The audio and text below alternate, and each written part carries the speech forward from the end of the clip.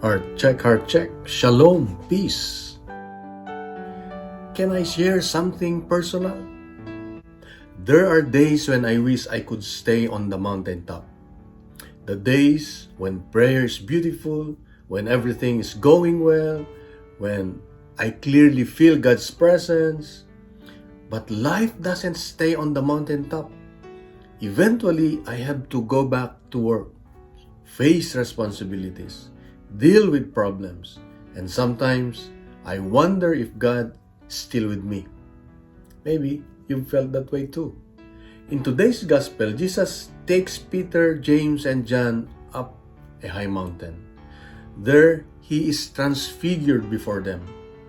His face shines like the sun, and his clothes become dazzling white.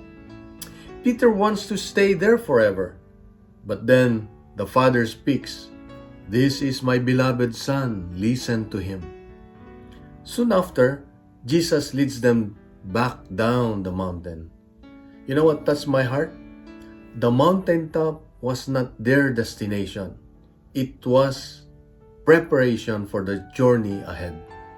God has taught me that I can't live only in spiritual highs. The real test of my faith happens on ordinary days, at work, at home, in traffic, when I'm tired, or when life doesn't go my way. It's easy to trust God when everything's going well. The challenge is to keep listening to Him when life becomes difficult. I've learned that every prayer, every mass, every moment with God's Word gives me strength, not to escape life's challenges, but to face them with Christ. So maybe today God is not asking you to climb a higher mountain. Maybe He's simply saying, "Listen to my son and take the next faithful step." Because when you walk with Jesus, even the ordinary moments of life become holy. And so let us pray. Lord Jesus, thank you for revealing your love to me.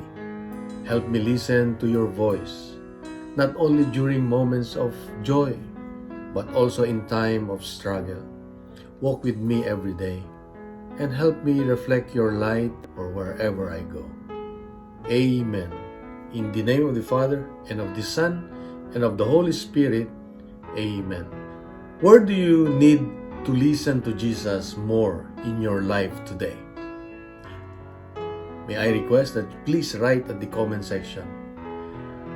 If these daily gospel reflections help your prayer life, follow, like, subscribe, and share so we can reflect together every day. Let's fill social media with good news, not fake news. Let's make the Word of God go viral.